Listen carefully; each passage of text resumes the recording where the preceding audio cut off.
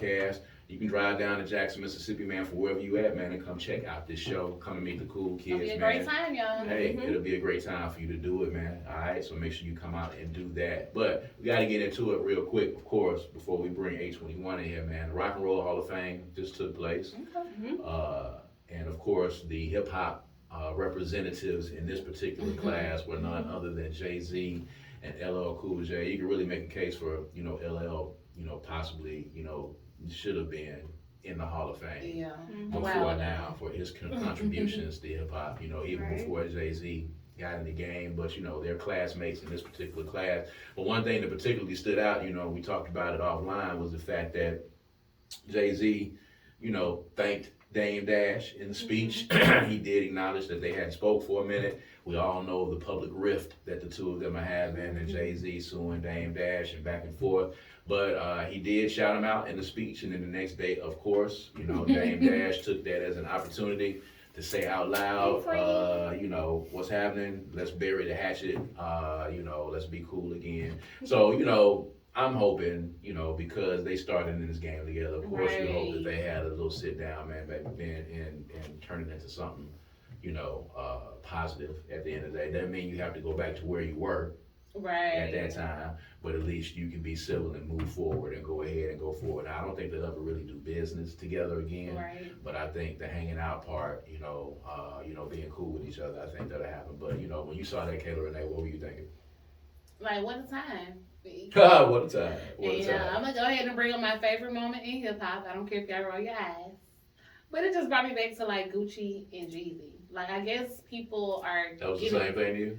Yeah, and I guess in a way, because I guess people are getting older in the rap game. They're, realizing, things probably ain't really that deep. Or just simply finding... peace within themselves to go ahead and reconcile. But for me, it was a good moment in hip hop. Like, I'm gonna put it down. I think it was a good moment in hip hop. Yeah, it was a good moment in hip hop. And then for the younger artists that are coming up, I think it's important for them to see the OGs in the game to be cordial. I guess cordial, for a lack of better word. To be mature and to be be mature at the end of the day. Yeah. So.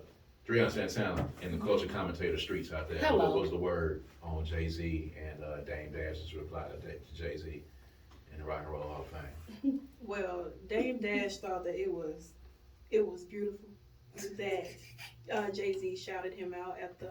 These are direct quotes here. Yeah, these are direct quotes. Yeah, that's when he good. So this is So the next day, November 1st, he spoke with Page 6 and shared his appreciation of Jay-Z's Hall of Fame speech, and made it clear that he would like to bury the hatchet. We know Dame Dash, he's very sensitive. He is. Sensitive. I mean, he gets upset about everything. He really does.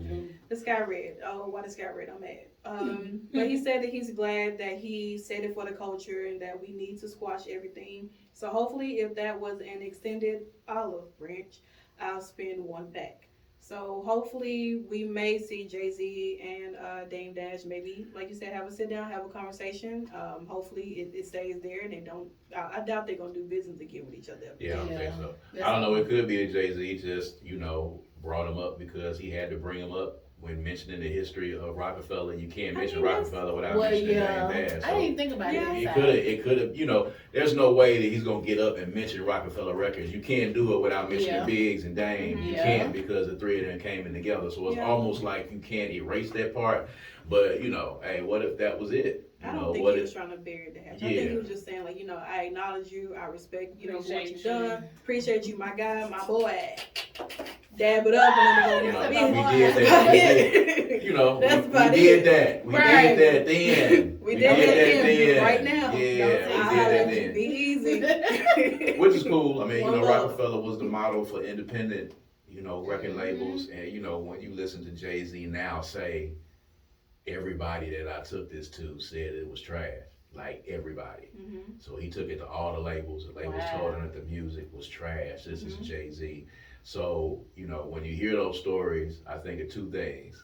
I think of one thing is, never, take, people's opinions that seriously. If you believe in your product and you believe in what you have, keep pushing it. That's one takeaway. The second takeaway is that you give hope to people that are genuinely whack and really not good, whose music is trash. And Well, you that's give a those little thing people, on you me. give those people hope that, just because 20 people have said it's trash, there's still a chance that I could make it. And All you're you need giving, is one you're, yes. you're giving hope to You need people that that one don't yes, need for hope. real. You know what I'm Some saying? people Yeah. probably got like 30 no's, and sometimes I still agree with them no's a lot. Yeah. But they still keep on Sometimes Yeah. the 30 no's and then it's a big yes and then you're Jay-Z. But sometimes Yeah. it's 30 no's and then it's 30 more no's and it's 90 no's and you still they 90 told to 95. they told Yeah. Jay-Z no a bunch of times and they did Mhm. and I get your point, but you're Not not really that relatable. good. It's not the No. same. It's not the I same don't, thing I at don't all. know.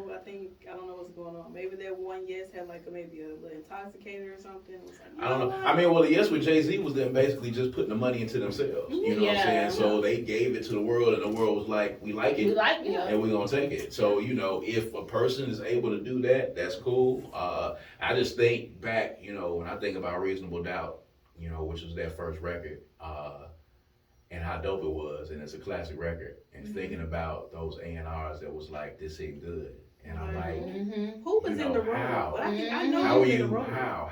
I can tell you exactly who was in the room.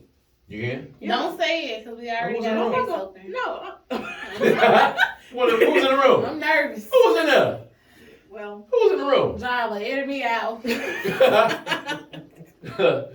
Who was in the room? y'all know who was in the room. Who? But at any rate, I mean, yeah, you know the story. You know a lot of people that went around, but it was most of the people at that time, most of the top A&Rs, most of the top Yeah. labels, was like, no, we can't rock with this. And sometimes you need those no's to push you. Push you out there for you to be able to do. But then They get too again, soon, you And get then all chilled. those who You gave know. him the nose trying to be behind him to do business with there him. you go. Mhm. There you go. Which does not mean, again, ladies and gentlemen, that because you get no's that you just waiting on that yes. Some of you are not that good. True. Honestly, I just. Er.